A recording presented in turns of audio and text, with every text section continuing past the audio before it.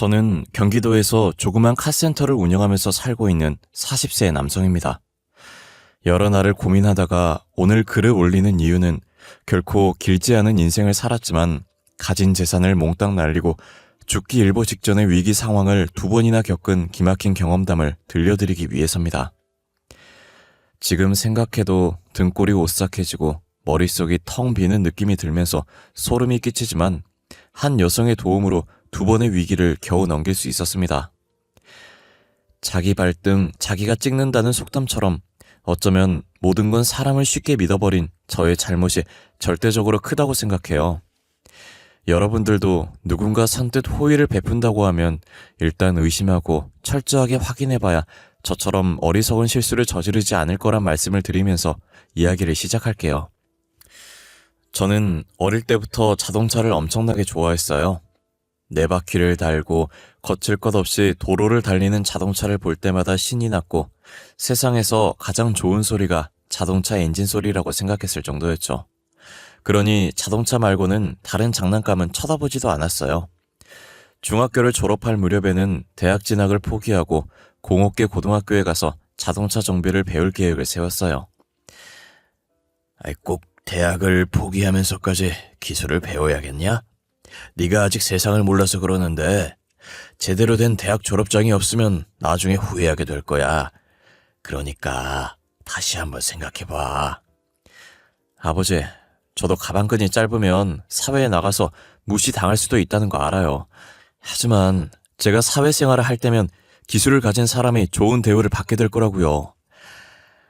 그렇게만 되면 좋지만 하여튼 네가 선택한 길이니까 후회하지만 마라. 제가 공고를 가겠다고 하자 아버지는 걱정을 하시면서도 제 의견을 존중해 주셨어요. 엄마도 걱정을 하셨지만 저는 공고를 졸업한 다음에 전문대학 자동차과로 가서 진정한 기술자가 될 거라고 장래 계획을 구체적으로 말했고 부모님은 더 이상 말리지 않고 제가 마음먹은 대로 하도록 도와주셨어요. 저는 계획대로 공고를 졸업하고 자동차과에 들어가서 기술을 배우고 무난하게 정비사 자격증을 땄습니다. 제 정비 실력을 인정한 교수님의 추천으로 대형 정비 공장에 취업이 되었어요. 사람은 누구나 자기가 하고 싶은 일을 할 때 최고의 능력을 발휘하듯이 저는 기계를 다루는 일이 너무 좋았고 자동차를 분해하고 조립하며 수리하는 일에 완전히 빠져버렸어요. 하지만 동료들은 그런 저를 신기한 눈으로 쳐다봤습니다. 야, 진수 너는 타고난 기름쟁이야. 자동차 부품 쪼가리 만지는 일이 그렇게 좋냐? 정비는 고장난 차에게 새로운 생명을 불어넣는 의미 있는 직업이야. 차를 만지고 있으면 시간이 어떻게 흘러가는지도 모르겠어. 진짜 별종이다. 난 공부하는 게 죽기보다 싫어서 그나마 입에 풀칠하려고 억지로 하는 게 일인데 말이야. 몇 년이 지나자 제 정비 실력은 공장 안에서는 따라올 사람이 없을 정도가 되었습니다. 5년이 지나자 네 바퀴에 엔진이 달린 거라면 뭐든지 고칠 자신감도 생겼죠. 공장장님도 제 능력을 인정해줘서 최연소 정비반장으로 승진을 시켜줘서 동료들의 부러움을 사기도 했습니다. 반장이 되자 월급도 올랐습니다. 그렇지만 아직 미혼인 처지에 돈을 쓸 데가 별로 없어서 월급을 받으면 엄마에게 모두 주었어요. 엄마는 제가 내미는 월급을 받을 때마다 좋아하시면서도 걱정을 하셨어요. 진수야, 일은 힘들지 않니? 몸은 피곤하지만 재미있어.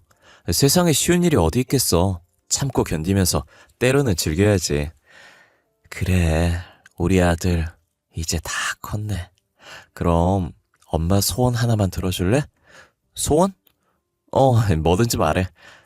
이제 네 월급은 나 말고 다른 여자한테 줬으면 해. 다른 여자라니? 누구? 아휴, 네 마누라지 누구겠어. 일도 좋지만 이제 슬슬 결혼할 생각도 해야지. 알았어. 제가 28을 넘기고 30을 바라보게 되자 결혼을 하라는 엄마의 독촉은 나날이 심해졌습니다. 전 30을 넘기고 결혼을 할 생각이었지만 엄마는 제가 쉬는 날마다 맞선 약속을 잡으셨어요. 저는 내키지 않았지만 엄마의 성화에 못 이겨 여러 차례 여성들을 만나봤지만 성과는 없었어요. 저 자동차 정비를 하신다고 들었어요. 예, 맞습니다. 그럼 연봉은 얼마나 되나요? 물론 차하고 집은 있으시죠? 전 유치원 교사로 일하는데 결혼하면 그만두고 살림만 하면서 육아에 전념하고 싶어요. 혹시 맞벌이 원하세요? 그럼 곤란해요. 그리고 결혼하면 당연한 거지만 분가해서 따로 사는 거 맞죠? 맞서는 늘 이런 식이었어요. 서로에게 호감을 가지는 건 안중에도 없었고 그저 조건만 따지고 맞춰보려고 들었어요. 이런 일이 여러 번 거듭되니 맞선 자리에 나오는 여성들이 모두 가격표가 매겨진 물건으로 보여서 마음에 들지 않았습니다. 당연히 교제로 이어지는 일도 없었고요. 진수야, 이번에는 아주 확실하다? 응? 마지막으로 한 번만 더 만나보자. 큰 병원 간호사라는데 아주 참하고 예뻐. 엄마, 이제 그만해. 결혼은 내가 알아서 한다고 했잖아. 아니, 애가 왜 소리를 지르고 난리야? 엄마의 성화에 질려서 언성을 높이고 말았어요.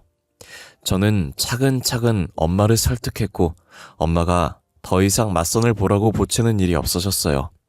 그리고 30을 넘길 무렵에 카센터를 운영하던 대학 선배가 제게 흥미로운 제안을 했습니다.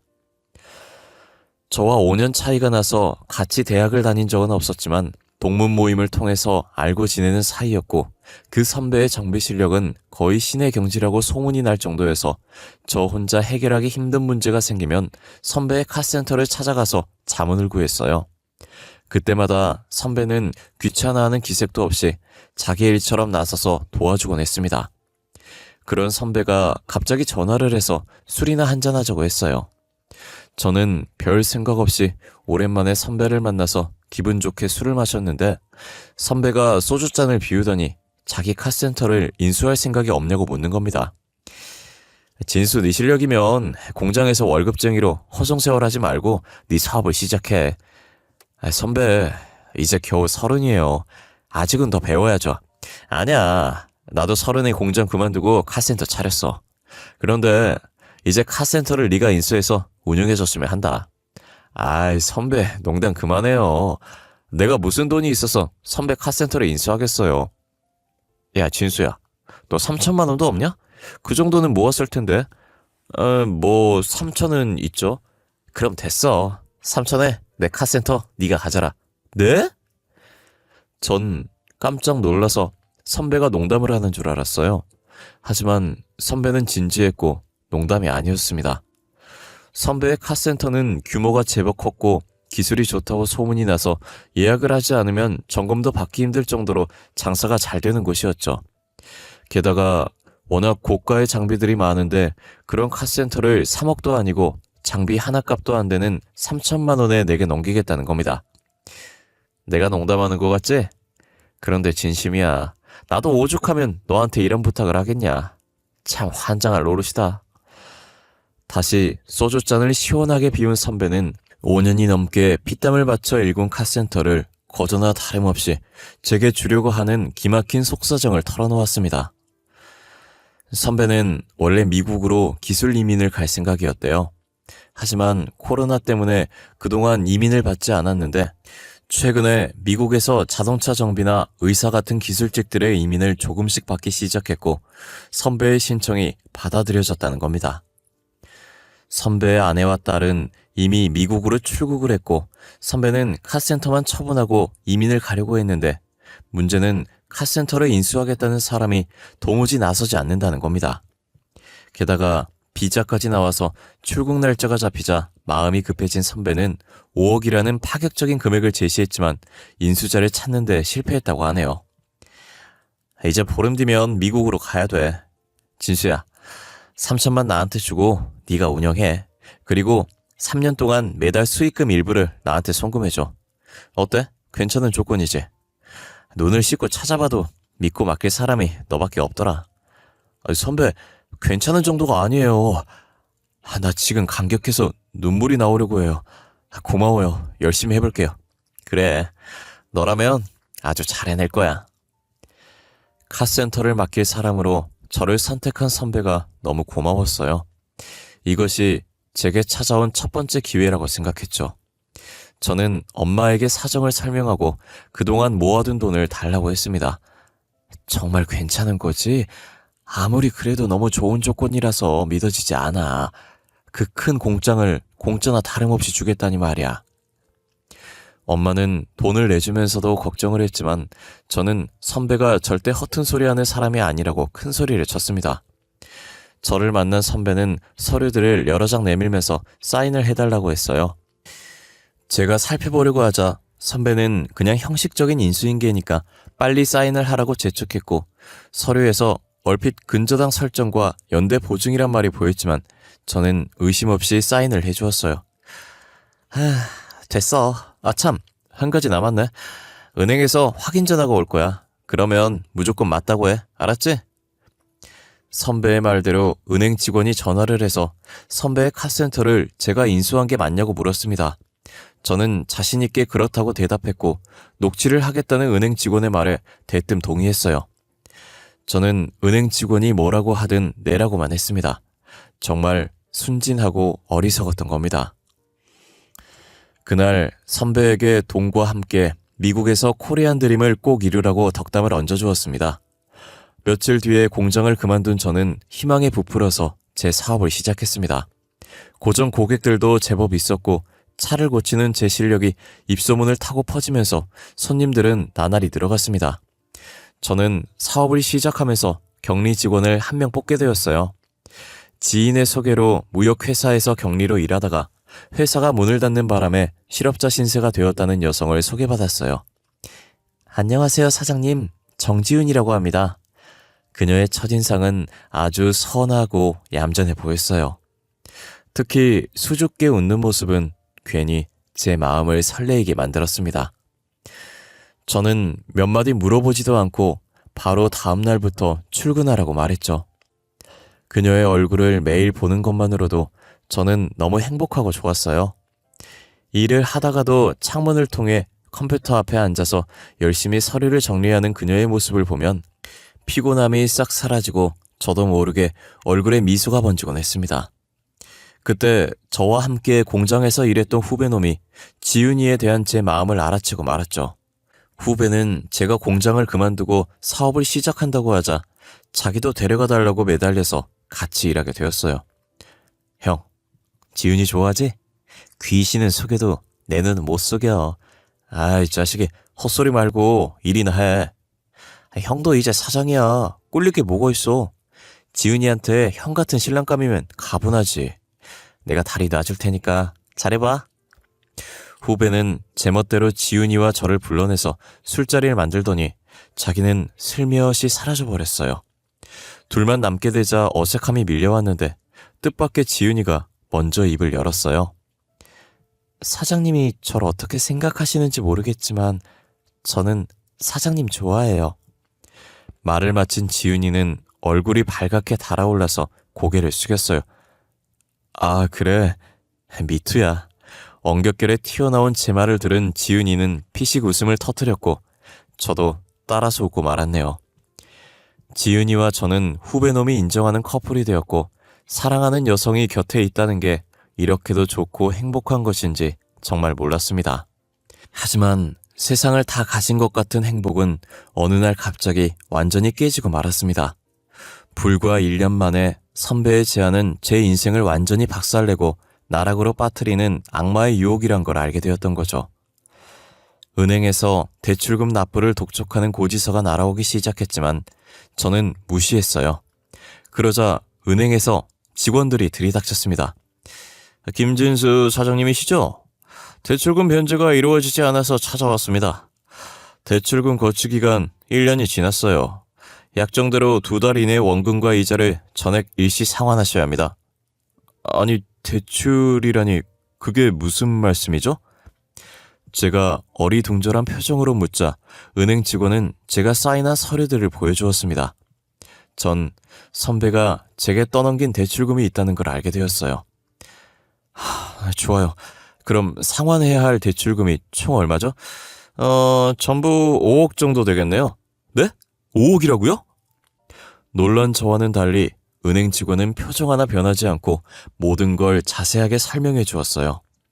그제서야 선배에게 철저하게 속았다는 걸 알게 되었죠. 선배는 처음부터 은행에서 담보대출을 받아서 장비를 들여와서 카센터를 차렸고 대출금을 갚지 않으려고 저를 이용했던 겁니다. 기술 이민을 간다는 건 새빨간 거짓말이었죠. 당연히 선배는 연락이 닿지 않았어요. 딱 2달 후에요. 그때까지 5억을 갚지 않으면 모든 자산을 압류해서 처분하겠습니다. 은행 직원은 얼음처럼 차갑게 통보하고 가버렸어요. 기계 만지는 일만 해와서 세상 물정 모르고 순진했던 저는 선배의 가머니설에 철저하게 농락당한 거예요. 저는 돈을 마련하기 위해서 백방으로 뛰어다녔습니다. 제가 사기를 당했다는 걸 알게 된 부모님까지 나서서 돈을 마련하러 다니는 처지가 되었어요. 하지만 겨우 마련한 돈이 3억 5천이었어요. 만약 2달 안에 나머지 1억 5천을 구하지 못하면 모든 걸 압류당하고 알거지가 될 신세였어요. 앞이 캄캄했고 매일 밤 한숨도 잘 수가 없었어요. 그러던 중에 믿었던 후배놈까지 일을 그만두고 자기 살 길을 찾아서 떠나버렸습니다. 그때 공경에 처한 제게 지윤이가 도움의 손길을 내밀었어요. 오빠, 무슨 고민 있어? 안색이 너무 안 좋고 틈만 나면 멍하니 앉아서 한숨만 쉬잖아. 무슨 일이야? 제 고민을 차마 털어놓을 수 없어서 망설이는데 지윤이가 거듭 물었어요. 혹시 돈 문제야? 이제는 지윤이를 속일 수 없다고 생각해서 솔직하게 모든 걸 털어놓았습니다. 2달 뒤면 알거지가 될 신세이니 그녀도 저를 떠날 거라고 생각했는데 정말 뜻밖의 말을 했어요. 오빠, 우리 엄마가 식당 운영하는 거 오빠도 알지? 엄마한테 모아둔 돈이 약간 있어. 그리고 나도 결혼을 염두하고 저축한 게 있으니 그걸로 급한 불부터 끄자. 그게 정말이야? 저는 남자 체면에 결혼도 하지 않은 예비 처가의 손을 벌리는 것이 얼굴을 들 수 없을 정도로 부끄럽고 염치 없는 일이었지만 은행의 압박과 독촉이 날로 심해져서 카센터를 지키려면 다른 방법이 없었습니다. 결혼 전 장모님의 날선 반응을 예상했지만 다행히 따뜻하게 받아주셨습니다. 하늘이 무너져도 솟아날 구멍은 있는 법이야. 그러니 용기 잃지 말고 꿋꿋하게 헤쳐나가게나. 장모님, 정말 감사합니다. 이 은혜는 죽어서도 잊지 않겠습니다. 장모님의 따뜻한 위로에 마음이 울컥해져서 그만 눈물을 보이고 말았네요. 사내가 눈물이 이리 해퍼서 어째? 응? 살다 보면 지금보다 더한 일도 생길 텐데 그만 눈물 닦고 웃으면서 당당하게 살아. 그렇게 아내와 장모님의 도움으로 카센터를 지키게 되었어요. 거액의 대출을 가족이 총동원되어서 겨우 처리하고 카센터가 정상으로 돌아오자 저 혼자 살겠다고 그만뒀던 후배놈이 다시 찾아와 받아달라고 부탁을 했습니다. 한 번 배신한 놈은 또 배신한다는 말이 있지만 지금은 저 혼자만으로는 밀려드는 정비일을 도저히 감당할 수 없어서 다시 일하도록 받아주었어요. 이제는 정말 고생 끝이라고 생각했는데 그게 아니었습니다. 정말 엄청나고 충격적인 일이 저를 기다리고 있었어요. 아내와 저는 형편이 풀리자 미뤘던 결혼식을 올리고 정식으로 부부가 되었는데 불과 2년 만에 아내가 뇌종양 판정을 받고 쓰러져 버린 겁니다. 저는 담당 의사를 찾아가서 돈은 얼마든지 들어도 좋으니 살려만 달라고 애원했습니다. 하지만 의사는 굳은 표정으로 고개를 저었어요. 종양이 너무 크고 이미 다른 장기로 전이가 시작된 상황이라 수술이 불가능한 상황입니다. 의사가 되어서 이런 말씀밖에 드리지 못해 너무 죄송합니다. 지푸라기라도 잡는 심정으로 애원했지만 의사는 저의 마지막 희망마저 포기하게 만들었어요. 약물 치료를 했지만 아내의 상태는 나아지지 않았습니다. 저는 마지막까지 포기하지 않고 아내의 곁을 지키면서 정성을 다해 간호를 했어요.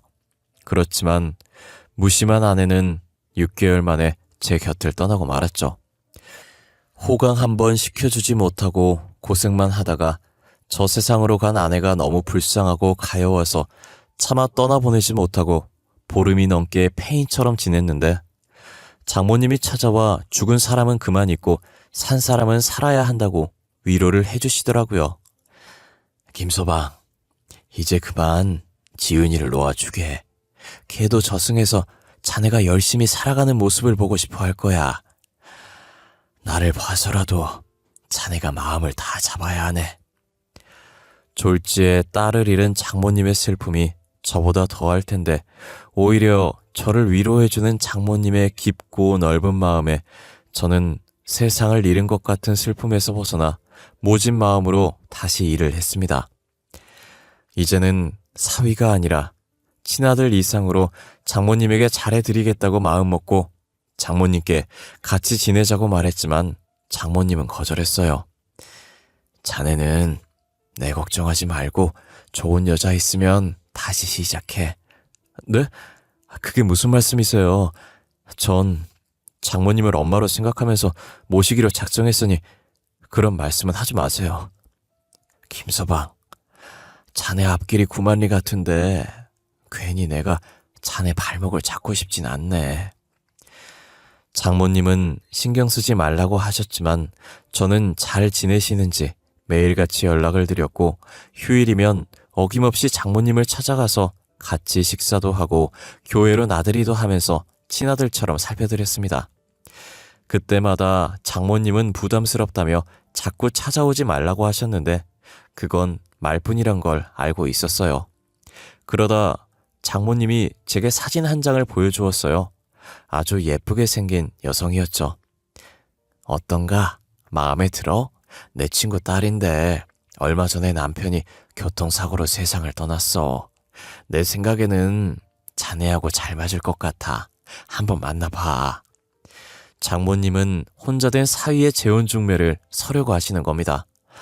전 어이가 없어서 장모님에게 처음으로 화를 내고 말았어요. 장모님, 왜 이러세요? 전 끝까지 장모님 모시면서 살겠다고 했잖아요.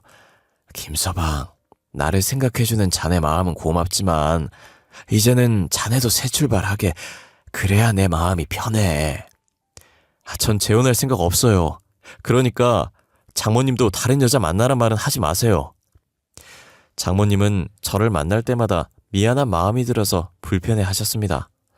하지만 저는 마지못해 장모님을 보살펴 드리는 게 아니었습니다. 장모님이 선뜻 1억이 넘는 거액을 내주지 않았다면 전 아마 이 세상 사람이 아닐지도 모르는 일이니까요. 물론 그 돈은 거의 다 갚았지만 제 마음속에는 여전히 부채의식이 자리 잡고 있었습니다. 1년이 넘게 지나자 아내를 잃은 슬픔은 가라앉았고 장모님도 저를 아들로 여기면서 지내게 되었는데 사람 일이란 참 묘한 것이어서 5년이 지난 뒤에 제게 여자가 생겼습니다. 그녀의 이름은 정소희였고 카센터에 자주 오는 단골 손님이었어요. 그녀는 비싼 외제차를 타고 다녀서 처음부터 기억에 남았던 손님이었어요. 자동차 점검을 핑계로 한 달에 한 번은 꼭 들렸고 워낙 성격이 싹싹하고 밝아서 처음 보는 저에게 대뜸 오빠라고 불렸던 여자였죠. 그렇게 그 여자와 저는 편하게 말을 놓으면서 연락하고 지내는 사이까지 발전했습니다. 그러던 어느 날 그녀가 주말에 뭐 할 거냐고 제게 물었어요. 뭐 특별한 계획은 없어. 주말에는 그냥 집에서 쉬어야지. 오빠 뭐야, 재미없게. 그러지 말고 나랑 같이 영화 보러 가자. 그래서 주말에 소희와 첫 데이트를 하게 되었어요. 영화를 본 다음에 밥을 먹으면서 그녀의 집안이 얼마나 대단한 갑부인지 알게 되었죠. 아버지는 미국에서 사업을 하고 계시고 엄마는 부동산 투자를 하셔. 아버지는 나한테 사업을 물려줄 테니 미국으로 들어오라고 하시는데 난 싫어. 난 내가 태어난 나라에서 계속 살 생각이야. 소희는 얼핏 사업가인 아버지의 재산이 수백억이 넘는다는 말을 했어요. 그동안 돈을 보고 달려드는 남자들이 숱하게 많았지만 하나같이 늑대같이 느껴져서 독신을 고집해왔는데 저를 만난 다음부터 생각이 달라졌다고 말했어요. 그냥 오빠가 편하고 좋아. 다른 이유 같은 건 없어. 부부는 무엇보다 같이 있으면 그냥 좋고 편해야 된다고 생각해. 오빠가 내게는 그런 느낌을 주는 남자야. 소희의 적극적인 애정 공세 덕분에 저희들은 자연스럽게 연인 관계가 되었고 소희의 엄마를 만나서 인사까지 드리게 되었어요. 소희 엄마의 첫인상은 부잣집 사모님 같은 느낌이 확 풍겼어요. 외모와 옷차림, 그리고 말투까지 품격과 교양미가 철철 넘치는 여성이었습니다. 만나서 반가워요. 젊은 나이에 자기 사업체를 운영하고 있다니 대단해요. 알고 있겠지만 집안이 넉넉한 편이라 소희가 버릇없이 자라서 아직 철부지예요. 여러 가지로 모자란 점이 많으니 서로에 대한 사랑과 애정으로 이해해주기 바래요. 그녀는 마치 주례사 같은 말을 제게 해주었죠. 그리고 정말 귀에 솔깃한 제안을 했습니다. 소희와 결혼하게 되면 내가 가진 여유 자금을 카센터에 투자할 테니까 아주 크게 키워봐요. 이왕 시작했으면 그 분야에서 최고가 되어야 되지 않겠어요? 네, 맞습니다. 저를 믿고 도와주시겠다니 감사할 따름입니다. 열심히 해서 꼭 보답하겠습니다. 그러면서 카센터 명의를 소희 앞으로 해달라는 말을 슬쩍 흘렸어요. 그런 건 문제가 되지 않았죠. 예비 장모님이 자리를 비웠을 때 소희는 자기 엄마가 최소한 20억은 투자할 생각이라고 귀띔해줬습니다. 너무나 뜻밖의 말에 꿈인지 생시인지 도무지 분간을 할 수가 없는 지경이었죠. 내가 이런 횡재를 해도 되는 걸까 믿어지지 않았지만 아내를 잃고 그동안 마음고생을 한 것에 대한 보답이라고 생각했습니다. 소희는 결혼을 빨리 하자고 서둘렀고 저도 미룰 생각은 없어서 결혼식장이며 여러 가지 준비를 정신없이 하고 있을 때 장모님이 저를 만나자고 하셨어요. 김서방, 여자 생겼다면서? 장모님은 제게 여자가 생겼다는 걸 알고 계셨어요. 네, 맞습니다. 진작에 말씀을 드렸어야 했는데 죄송합니다. 아니, 뭐가 죄송한가? 정말 잘된 일이야. 진심으로 축하해. 저는 뭐라고 할 말이 없고 미안한 마음이 들면서 고개만 숙이고 있었는데 장모님은 웃으면서 축하한다고 하셨고 앞으로 잘 살라고 덕담을 해주셨어요.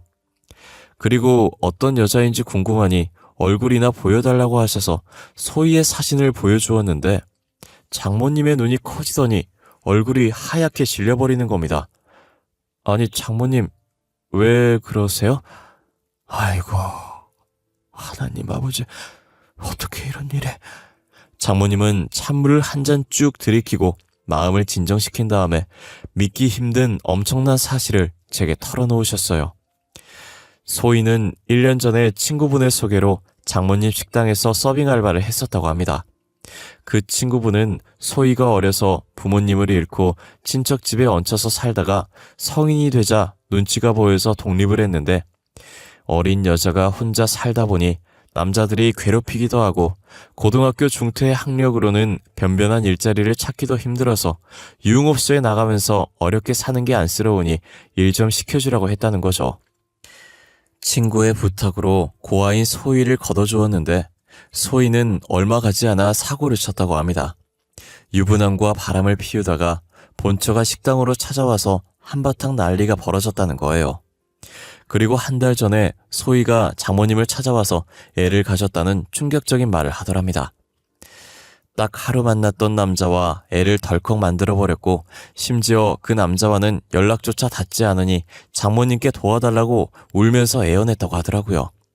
결국 장모님은 얼마간의 돈을 마련해 주었는데 그 뒤로 연락이 끊어졌다는 거예요. 아이 세상에, 다른 놈 애를 가지고 혼자 키울 순 없으니까 자네를 호구로 잡아서 덤터기를 씌울 작정한 거야. 김서방, 당장 헤어지게. 한 번 속지 두 번은 속을 수 없다는 생각이 들어서 요절을 내주고 싶었지만 저는 결혼식까지 기다리기로 했습니다. 결혼식 당일 신부 대기실에서 소희와 예비 장모의 섬뜩한 대화를 우연히 듣게 되었어요. 알고 보니 예비 장모는 소희가 유흥업소를 나갈 때 알게 된 마담이었어요. 그녀들은 제가 가진 카센터를 자기들 명의로 만든 다음에 처분해서 나눠 갖고 도망을 치려는 말도 안 되는 계획을 가지고 있었어요. 주례사가 끝나고 혼인서약을 하려는 순간 결혼식장에 제가 녹음한 그녀들의 대화가 울려 퍼졌고 소희는 깜짝 놀라서 사색이 되어서 몸을 떨었어요. 곧 경찰들이 식장 안으로 들어와서 소희를 데리고 갔습니다. 소희는 끝까지 제게 오해라고 소리를 지르면서 저를 사랑한다고 악을 쓰듯이 말했지만 저를 호구로 보고 인생을 작살내려고 했던 그녀를 도저히 용서할 수 없었어요. 오빠, 내 사정이 너무 급해서 저지른 일이야. 한 번만 용서해줘. 제발 부탁이야, 오빠. 소희는 울면서 살려달라고 제게 매달렸지만 제 마음은 이미 돌아선 뒤였어요. 경찰을 통해서 전해 들은 말로 소희와 선배 마담은 혼인빙자 사기 혐의로 구속되어서 조사를 받고 있다고 하더라고요.